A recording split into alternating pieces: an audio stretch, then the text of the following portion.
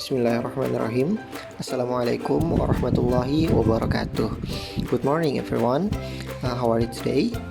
Okay, today I will inform to you about our class today in alternative dispute resolution, that is penal mediation. Baiklah, teman-teman, saya Rio Salim akan membawakan materi dari alternatif penyelesaian sengketa pada hari ini yang berjudul mediasi penal. Nah, pada hari ini akan ada beberapa topik-topik yang akan dibahas, yakni yang pertama pengertian, yang kedua dasar hukum, yang ketiga jenis-jenis perkara, dan yang terakhir adalah pelaksanaan dan juga kendala-kendala dari mediasi penal itu sendiri. Baiklah, yang pertama, mari kita menuju ke pengertian mediasi penal. Yang pertama, pengertian mediasi penal. Dari suku katanya sendiri, mediasi penal dibagi menjadi dua bagian. Yang pertama mediasi dan juga penal. Nah, untuk arti dari masing-masing katanya adalah mediasi merupakan upaya penyelesaian konflik dengan melibatkan pihak ketiga yang netral, yang tidak memiliki kewenangan mengambil keputusan, yang membantu pihak-pihak yang bersengketa untuk mencapai penyelesaian yang diterima oleh kedua belah pihak. Lalu penal sendiri merupakan kata dalam bahasa Inggris yang artinya adalah berkenaan dengan hukum, berkenaan dengan undang-undang, serta hukum pidana itu sendiri. Nah, mediasi penal ini juga dikenal dengan istilah mediation in criminal cases, mediation in penal matters, victim offenders mediation dalam bahasa Inggris. Mediasi penal merupakan salah satu bentuk alternatif penyelesaian sengketa yang berada di luar pengadilan yang lazim diterapkan terhadap perkara pidana di Indonesia. Mediasi penal secara umum adalah penyelesaian perkara pidana melalui musyawarah dengan bantuan mediator yang netral, dihadiri korban dan pelaku beserta orang tua dan perwakilan masyarakat, dengan tujuan pemulihan bagi korban, pelaku, dan lingkungan masyarakat. Dalam hukum positif Indonesia, pada dasarnya perkara pidana ini tidak dapat diselesaikan di luar proses pengadilan. Akan tetapi dalam hal-hal tertentu dimungkinkan pelaksanaan dari mediasi penal ini. Dalam praktiknya, penegakan hukum pidana di Indonesia, walaupun tidak ada landasan hukum formalnya, perkara pidana sering diselesaikan di luar proses pengadilan melalui diskresi aparat penegak hukum, mekanisme perdamaian, serta lembaga adat. Selanjutnya yakni dasar hukum dari mediasi penal. Secara universal dan terbuka, tidak ada landasan utama yang mengatur tentang penggunaan mediasi penal ini. Namun secara parsial dan juga terbatas, mediasi penal ini ternyata diatur dalam Surat Kapolri nomor B/9/2009/SD-EOPS tentang penanganan kasus melalui ADR yang berbunyi mengupayakan penanganan kasus pidana yang mempunyai kerugian materi kecil, penyelesaiannya dapat diarahkan melalui konsep ADR. Lalu, dalam Peraturan Kapolri Nomor 7 Tahun 2008 tentang Polmas, pada pasal 12 dan 14 juga diatur tentang mediasi penal ini. Contohnya, pada pasal 12 huruf C berbunyi upaya penegakan hukum lebih diutamakan kepada sasaran peningkatan kesadaran hukum daripada penindakan hukum. Dan huruf D berbunyi upaya penindakan hukum merupakan alternatif tindakan yang paling akhir bila cara-cara pemulihan masalah atau cara-cara pemecahan masalah yang bersifat persuasif tidak berhasil. Sedangkan dalam pasal 14 huruf F berbunyi penerapan konsep ADR atau Alternative Dispute Resolution pola penyelesaian masalah sosial melalui jalur alternatif yang lebih efektif berupa upaya menetralisir masalah selain melalui proses hukum atau non-litigasi, misalnya melalui upaya perdamaian. Pembahasan yang berikutnya yaitu mengenai jenis-jenis perkara yang dapat diselesaikan dengan menggunakan mediasi penal. Ada 7 pelanggaran menurut Muzakir yang dijadikan kategorisasi sebagai tolak ukur dan ruang lingkup terhadap perkara yang dapat diselesaikan dengan menggunakan mediasi penal. Yang pertama adalah pelanggaran hukum pidana yang termasuk kategori delik aduan, baik aduan yang bersifat absolut maupun aduan yang bersifat relatif. Yang kedua adalah pelanggaran hukum pidana yang memiliki pidana denda sebagai ancaman pidana dan telah membayar denda tersebut. Yang ketiga, pelanggaran hukum pidana yang termasuk kategori pelanggaran bukan kejahatan yang hanya diancam dengan pidana denda.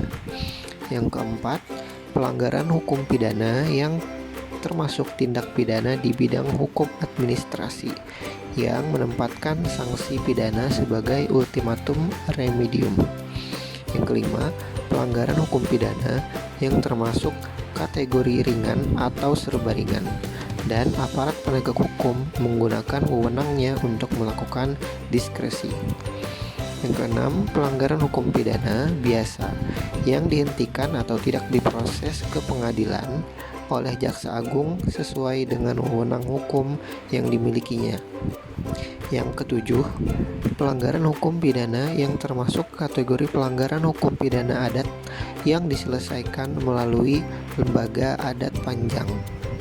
Pembahasan yang keempat yaitu tentang pelaksanaan atau prosedur dari mediasi penal. Nah, di dalam Explanatory Memorandum yang merupakan rekomendasi Dewan Komite Eropa nomor R/99/19 tentang mediasi dalam masalah pidana, terdapat 6 model mediasi penal yang pelaksanaannya dijabarkan sebagai berikut. Yang pertama, informal mediation. Mediasi penal dalam model ini dilaksanakan oleh aparat penegak hukum dalam peradilan pidana yang dapat dikatakan sebagai criminal justice personal, yang tugasnya dilakukan oleh jaksa penuntut umum dengan memanggil para pihak untuk melakukan penyelesaian perkaranya dengan tujuan apabila terjadi kesepakatan antara para pihak, maka perkara tidak dilanjutkan ke tahap penuntutan. Nah, dalam model ini yang dapat dimediasi penal hanya kasus-kasus yang informal saja. Model informal mediation ini dapat dilaksanakan dan dilakukan oleh para pekerja sosial atau pejabat pengawas yang dapat dikatakan sebagai probation officer oleh pejabat polisi atau hakim. Yang kedua adalah model traditional village atau tribal moods. Model mediasi penal ini tergolong sebagai model mediasi yang prosedurnya hampir sama seperti model penyelesaian perkara di dalam hukum adat, di mana seluruh masyarakat berkumpul dan berunding untuk memecahkan konflik kejahatan atau perkara yang terjadi di antara warganya. Model traditional village ini pada umumnya lazim dilaksanakan atau diterapi pada beberapa negara yang kurang maju dan berada di wilayah pedalaman atau pedesaan. Yang ketiga, model victim offender mediation. Nah, model ini merupakan model mediasi penal yang paling lazim dan paling umum dilakukan pada masyarakat luas. Prosedur pelaksanaannya adalah dengan cara mempertemukan antara korban dan pelaku, yang merupakan model yang paling sering ada dalam pikiran orang. Nah, model ini melibatkan berbagai pihak yang bertemu dengan dihadiri oleh mediator yang ditunjuk. Namun, pihak-pihak yang terlibat terdiri dari pihak yang terkait langsung dengan perkara pidana, Pihak yang berperan sebagai mediator dapat berasal dari pejabat formal, mediator independen, ataupun kombinasi yang tentunya sudah paham mengenai hukum. Mediasi ini dapat diadakan pada setiap tahapan proses, baik pada tahap kebijaksanaan polisi, tahap penuntutan, tahap pemidanaan, atau setelah pemidanaan. Model ini ada yang diterapkan untuk semua tipe pelaku tindak pidana dan ada juga untuk tipe tindak pidana tertentu, semisal pengutilan, perampokan, dan tindak kekerasan. Ada yang terutama ditunjuk pada pelaku anak, pelaku pemula, namun ada juga untuk delik-delik yang berat. Pada model ini, mediator harus mengerti jalannya perkara dan bagaimana cara menyelesaikan perkara yang dimediasikan berdasarkan ketentuan, saran, dan pendapat hukum yang berlaku. Model ini dapat dikatakan sebagai model yang paling cocok untuk dilaksanakan di Indonesia jika mediasi penal menjadi aturan khusus dalam hukum pidana. Yang keempat adalah model Reparation Negotiation Programs. Model ini prosedur pelaksanaannya adalah dengan cara memperkirakan atau menilai kompensasi atau perbaikan yang harus dibayar oleh pelaku tindak pidana kepada korban. Hal yang menjadi titik utama pada model ini adalah kompensasi yang diberikan oleh pelaku tindak pidana terhadap korban dalam rangka menciptakan keadilan yang merata.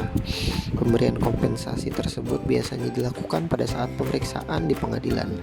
Hal yang dilakukan di dalam mediasi penal ini berhubungan dengan rekonsiliasi antara para pihak, tetapi hanya berkaitan dengan perencanaan perbaikan material para pihak yang terlibat.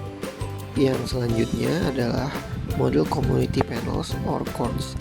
Model mediasi penal ini menitik beratkan terhadap suatu perkara pidana yang dapat dikatakan bahwa suatu perkara pidana tersebut tidak harus diselesaikan dengan cara melewati penuntutan dalam badan peradilan pada prosedur penyelesaian perkara pidana di masyarakat.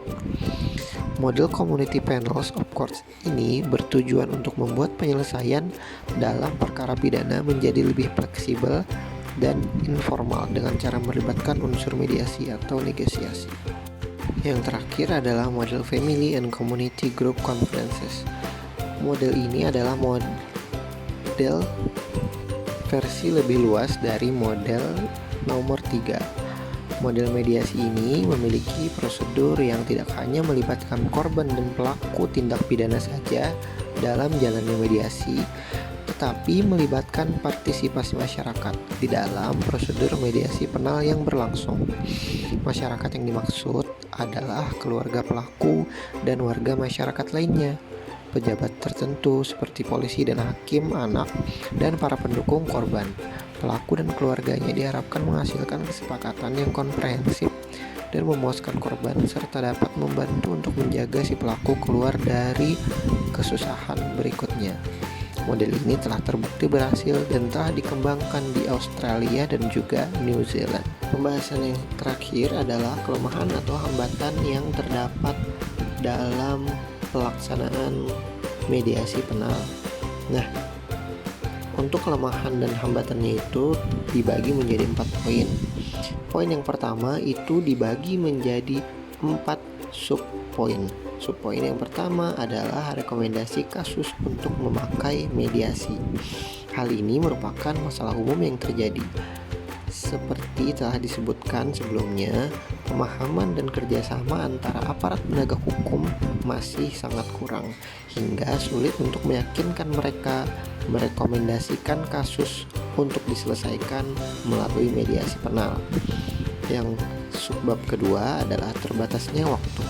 Karena mediasi penal tergabung dalam sistem peradilan pidana, maka ada keterbatasan waktu dalam memediasi suatu kasus, walaupun kasus tersebut sangat kompleks atau sensitif. Selanjutnya, kurangnya persiapan dan tidak lanjut.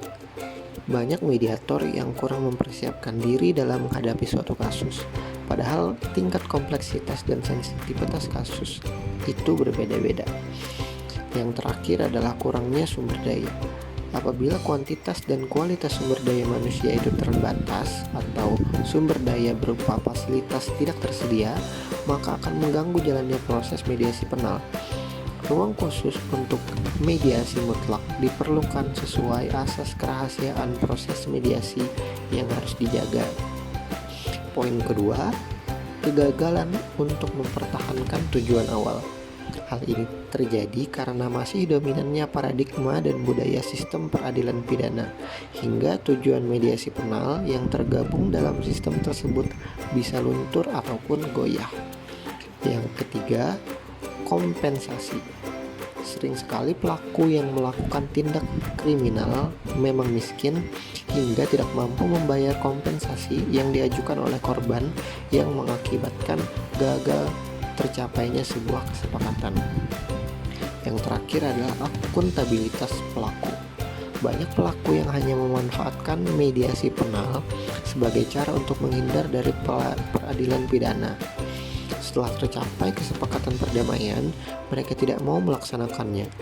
Walaupun keikutsertaan dalam proses mediasi penal pada dasarnya bersifat sukarela, namun korban dan pelaku masih mungkin merasa terpaksa untuk ikut serta.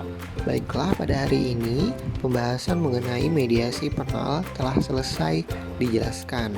Maka dari itu, saya sebagai presentator ingin mengucapkan terima kasih atas partisipasi teman-teman yang sudah menonton video ini dari awal hingga akhir. Saya Rio Salim pamit dan undur diri. Terima kasih dan mohon maaf apabila ada kesalahan kata dalam penyampaian materi. Wassalamualaikum warahmatullahi wabarakatuh.